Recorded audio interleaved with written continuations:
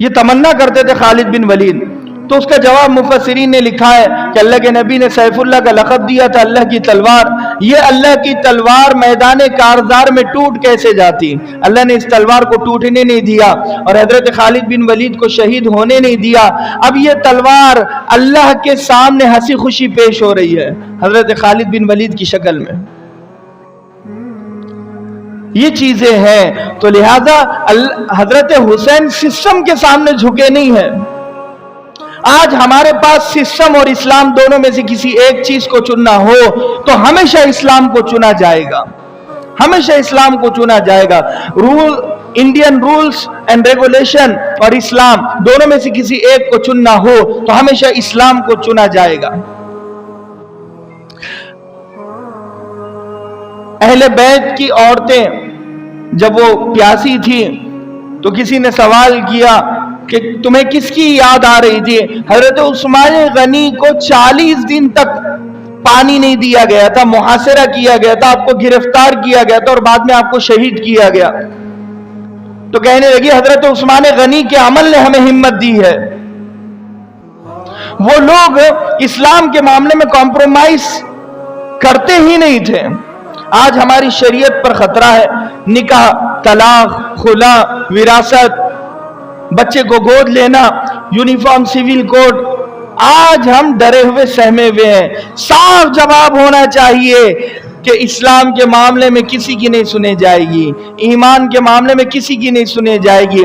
اسلام نہ بدلا تھا، نہ بدلا ہے، نہ بدلے گا. نہ مسلمان بدلا تھا، نہ بدلا ہے، نہ بدلے گا. قرآن کی ایک آیت تو دور کی بات ہے، ایک زبر میں بھی تحریف برداشت نہیں ہوگی. شریعت تو پوری دور کی بات ہے، شریعت کے شین میں بھی تبدیلی برداشت نہیں ہوگی. یہ حضرت حسین کا پیغام تھا. اگر کوئی حضرت حسین کو آئیڈیل اور رول ماڈل اور نمونہ سمجھتا ہے، اس کو یہ سمجھنا چاہیے سسٹم کے سامنے جھکا نہیں جاتا، سر کٹا دیا جاتا ہے مگر جھکا نہیں جاتا. آج ہم جھکنے کے لیے تیار ہیں. کافر کفر کو لے کر آ رہے ہیں، عیسائی عیسائیت کو لے کر، یہودی یہودیت کو لے کر، اور مسلمان اپنے اسلام کو لے کر کیوں نہیں آ جاتا؟ اپنے قرآن کو سینے سے کیوں نہیں لگا لیتا؟ اپنی عبادتوں کو سینے سے کیوں نہیں لگا لیتا؟ کب متحد ہوگے؟ کب ایک پلیٹ فارم پر ہم جمع ہوگے؟ کب تک لڑتے اور جھگڑتے رہے گے؟ اتنی بہترین کتاب میرے اور آپ کے پاس ہے قرآن مجید کی شکل میں، اور اتنی بہترین شخصیت حضرت محمد مصطفیٰ صلی اللہ علیہ وسلم کی شکل میں موجود ہے، اور اتنی بہترین شریعت محمدیہ کی شکل میں موجود ہے.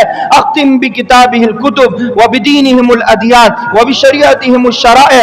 اللہ کے نبی صلی اللہ علیہ وسلم نے فرمایا اس دین پر تمام دین جمع کر دیے گئے، اس کتاب پر تمام کتابوں کو جمع کر دیا گیا، اس شریعت پر تمام شریعتوں کو جمع کر دیا گیا. اب یہ فول اینڈ فائنل ہے، اس کے آگے کوئی کمپرومائز نہیں ہوگا. تو یہ دین اور شریعت کا معاملہ ہے. لِيُظْهِرَهُ عَلَى الدِّينِ كُلِّهِ. ہونے دو، میدان میں جانے دو. اللہ تبارک و تعالیٰ فرماتا ہے آخر میں ہم دین اسلام کو غالب کرے گئے. لِيُظْهِرَهُ عَلَى الدِّينِ كُلِّهِ وَلَوْ كَرِهَ الْكَافِرُونَ وَلَوْ كَرِهَ الْمُشْرِكُونَ. اگرچہ کافروں کو برا لگتا ہے، مشرکین کو برا لگتا ہے، مگر مذہب اسلام ہر مذہب پر غالب آ کر رہے گا، ہر کچے پکے مکان تک پہنچ کر رہے گا. اللہ اور اللہ کے رسول کی صدا بلند ہوتی رہے گی. تو ہم ان چیزوں کو سمجھے، ہم ان باتوں کو سمجھے. حضرت حسین نے کمپرومائز نہیں کیا تو ہم اس سے سبق لیں. حضرت علی رضی اللہ عنہ سے پہلے حضرت ابوبکر، حضرت عمر، حضرت عثمان، یہ تینوں خلیفہ تھے. آپ نے انہیں حق پر سمجھا، اسی لیے آپ نے ان کی خلافت کو تسلیم کیا. اس کے بعد حضرت معاویہ کو حق پر حضرت حسن نے سمجھا، اسی لیے دستبردار ہو گئے آپ. جب کسی کو حق پر سمجھا، اس کا مطلب یہ نہیں کہ حضرت معاویہ غلطی پر ہے، یا حضرت علی غلطی پر ہے، یا حضرت حسین غلطی پر ہے. جب آپ کو سیٹسفیکشن مل جاتی ہے اور اطمینان اور سکون مل جاتا ہے کہ یہ فلاں حکومت ٹھیک ہے، حق پر ہے، تو وہاں پر خاموشی اختیار کی جاتی ہے۔ حضرت علی خاموش اس لیے رہے کہ حضرت ابوبکر صدیق کی خلافت کو حق پر سمجھا، حضرت عمر کی خلافت کو حق پر سمجھا، حضرت عثمان غنی کی خلافت کو حق پر سمجھا۔ حضرت حسن خاموش اس لیے رہے کہ حضرت امیر معاویہ کی خلافت کو حق پر سمجھا۔ ہم کون ہوتے ہیں برا بھلا کہنے والے؟ اسی لیے ان دینی باتوں کو سمجھے، ان اہمیت کو سمجھے، محرم کے پیغام کو سمجھے۔ اللہ تبارک و تعالی ہمیں عمل کی توفیق نصیب فرمائے۔ 10 محرم کا روزہ، پہلے یہ روزہ فرض تھا، لیکن رمضان کے روزے جب فرض کیے گئے تو 10 محرم کے روزے کو مستحب اور سنت کر دیا گیا۔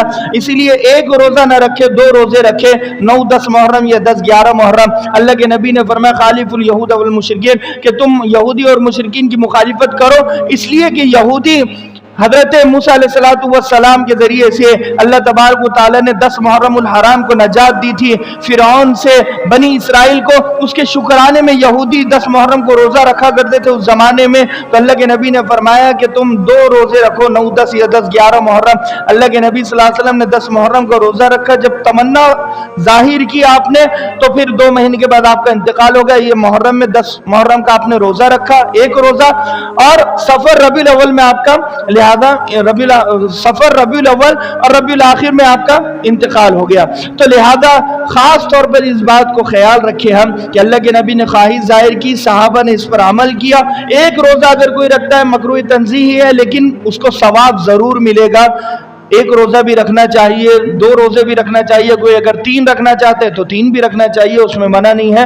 اللہ تبارک و تعالی سے دعا ہے۔ اور ایک آخری بات کہ ہم اس دن میں دسترخوان کو وسیع کریں، کشادہ کریں، کیونکہ اللہ کے نبی صلی اللہ علیہ وسلم نے ضعیف حدیث ہے مگر سند کے اعتبار سے صحابہ کرام نے اس پر عمل کیا ہے کہ ہم 10 محرم کو دسترخوان وسیع و کشادہ کریں، اپنے اہل و عیال پر زیادہ خرچ کریں، اس کی برکات سال بھر ہوتی ہے۔ اور جو 10 محرم کو روزہ رکھتا ہے اللہ تبارک و تعالی گزشتہ سال کے تمام گناہوں کو اس کو معاف کر دیتا ہے۔ اسی لیے ہم روزہ بھی رکھیں، اور دوسری بات افطار میں اہتمام بھی کریں۔